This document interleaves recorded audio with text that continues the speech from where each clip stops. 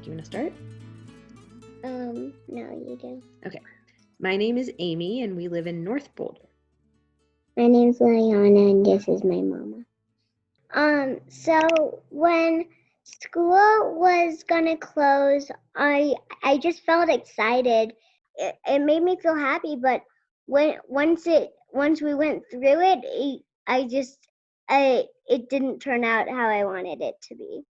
There's a lot of kids in my neighborhood. I'm the oldest one, and we like doing chalk. Like, actually, my friends are outside and they're doing chalk right now. And I got on with my friends, and I'm like, we should all do something that we want, that shows us and shows what we want to do to the world to be secure in this. And so I just so what I did was I drew a picture of a cat under a rainbow.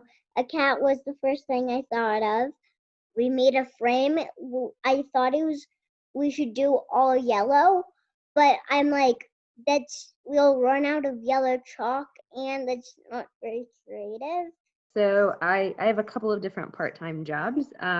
One of them, I teach for Cottonwood Institute at New Vista High School, and I teach a outdoor education, service learning, and environmental education course. So that was an enormous challenge, trying to take a experiential education course and turn it online in less than 2 weeks. And then my other job, I do coming of age ceremonies with Jewish youth here in Boulder through Judaism Your Way. Some of the things I've seen and experienced with my students really run the gamut, from students who didn't have the technology to be able to participate as fully in classes. I have students that, because we're on the quarter system at New Vista, we started the quarter in the pandemic or in physical isolation and finished the quarter still in physical isolation. And because they didn't have cameras on their phones or on their computers, we joked around that if they were to walk up to me, in a park one day, I wouldn't know what they look like. And I feel like the students would feel bad if their connection wasn't working well. A lot of times we called it the electronic sheep, because when your connection started going out, you sounded like a robotic or electronic sheep. And so I think the students just felt that was hard. Students that were much more outgoing when it was in person were struggling with that online, because they were kind of used to the original format of how to interact with people, and this new format of interacting people really threw them off.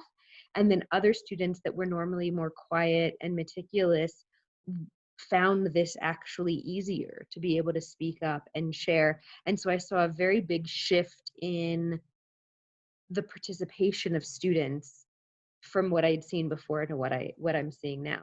When I think about what a home is now that we're spending so much time in it, I've realized that it's a space where you're the best aspects of yourself and the aspects of yourself that you struggle with come out stronger, and that you feel extremely safe, or at least I feel extremely safe with my family, being able to be sad or be frustrated or be happy, and that the full range of emotions is coming out, I think, in all of us, and it's just because we feel safe being able to do that with each other.